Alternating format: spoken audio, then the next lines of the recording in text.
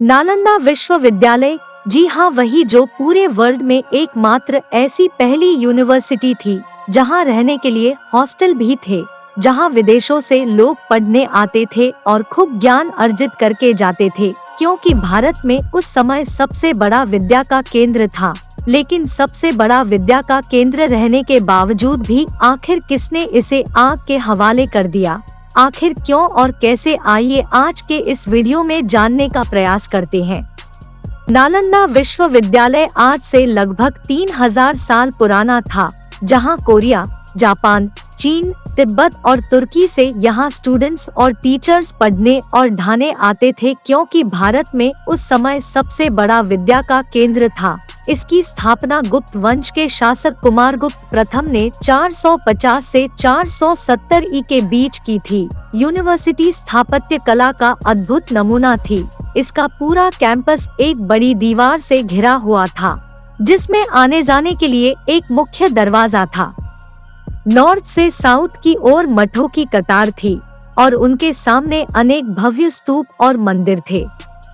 मंदिरों में भगवान बुद्ध की मूर्तियां थी। यूनिवर्सिटी की सेंट्रल बिल्डिंग में 7 बड़े और 300 छोटे कमरे थे, जिनमें लेक्चर हुआ करते थे। को हिंदुस्तानी राजाओं के साथ ही विदेशों से भी आर्थिक मदद मिलती थी। यूनिवर्सिटी का पूरा प्रबंध कुलपति या प्रमुख आचार्य करते थे, जिन्हें बौद्ध भिक्षु चुनते थे। 6ठी शताब्दी में हिंदुस्तान सोने की चिड़िया कहलाता था। यह सुनकर यहाँ मुस्लिम आक्रमणकारी आते रहते थे। इन्हीं में से एक था तुर्की का शासक इख्तियारुद्दीन मोहम्मद बिन बख्तियार खिलजी। उस समय हिंदुस्तान पर खिलजी का ही राज था। ऐसा कहा जाता है कि एक बार बख्तियार खिलजी बुरी तरह बीमार पड़ा। उसने अपने हकीमों से काफी इलाज करवाया, लेकिन कोई असर नहीं हुआ। तब किसी ने उसे नालंदा यूनिवर्सिटी की आयुर्वेद शाखा के हेड प्रधान राहुल श्रीभद्र जी से इलाज करवाने की सलाह दी, लेकिन खिलजी किसी हिंदुस्तानी वैद्य से इलाज के लिए तैयार नहीं था। उसे अपने हकीमों पर ज्यादा भरोसा था।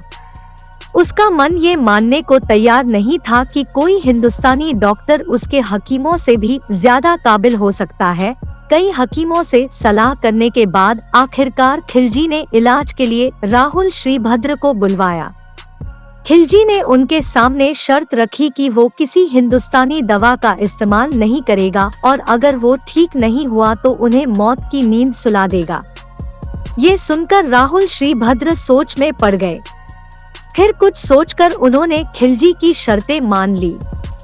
कुछ दिनों बाद वो खिलजी के पास एक कुरान लेकर पहुँचे और उससे कहा कि इसके इतने पन्ने रोज पढ़िए, ठीक हो जाएंगे। Vertical bar. दरअसल राहुल श्रीभद्र ने कुरान के कुछ पन्नों पर एक दवा का लेप लगा दिया था। खिलजी थूक के साथ उन पन्नों को पढ़ता गया और इस तरह धीरे धीरे ठीक होता गया।